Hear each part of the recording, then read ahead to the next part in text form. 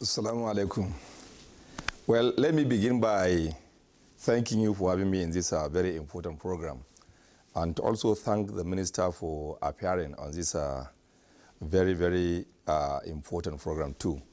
You see, the review of curriculum that is being undertaken by the Federal Ministry of Education currently, I think is the best thing that happened since the establishment of the Federal Ministry of Education.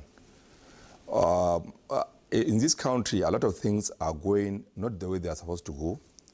And I think one of the things that went wrong for too long is the education system.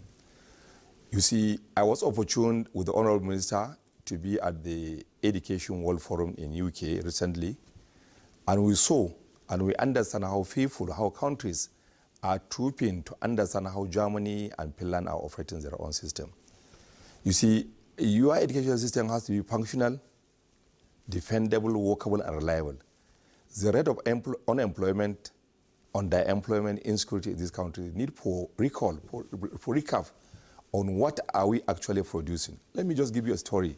There was a time I was teaching in secondary school, and I saw one girl that didn't attend school. And I was asking her, why didn't you go to school? She's my neighbor, and she said, so even those that went to the schools, I couldn't see anything that they can present to us that is even attractive, that will attract you to the school. So this mindset has been there for too long, and there's that sincere need for us to build that mindset so at least our youth can be employed, gainfully employed, self-employed, or even government employment, but with skills that they can defend themselves. So this idea of reviewing the curriculum, to me and to our state, to our governor, is the best thing that happens to the education sector. That's one.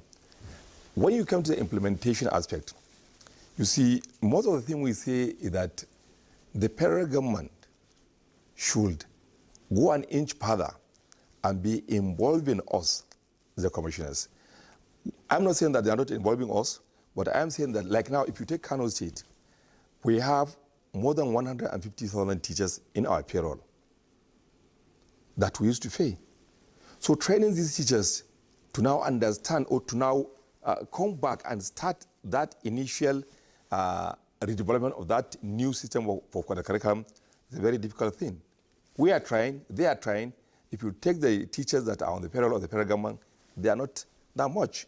So we need a kind of incentive from the federal government. We need federal government to come into the thing, help state, so that state can also at the same time equally develop and even train and retrain their teachers. So at least this thing will go simultaneously.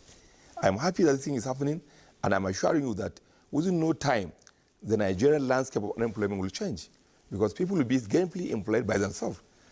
A situation whereby somebody will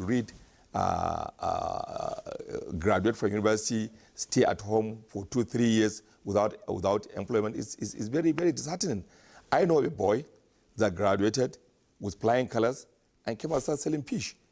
Luckily enough, he's having a very good livelihood.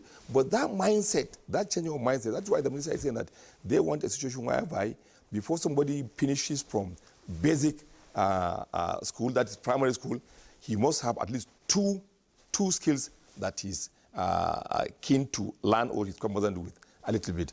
So I think it's a very good idea. It is workable, it is practicable, and I think the Kano State government under the leadership of Engineer Abubakar Yusuf is very willing and ready to key into that program and see that it benefits the people of Kano State. Alhamdulillah, even during this NCE meeting, the minister was there. He gave an award to Kano State for keying into all the policies that were initiated by the federal government. So we are ready this time around to key into the policy, and we are ready to move forward.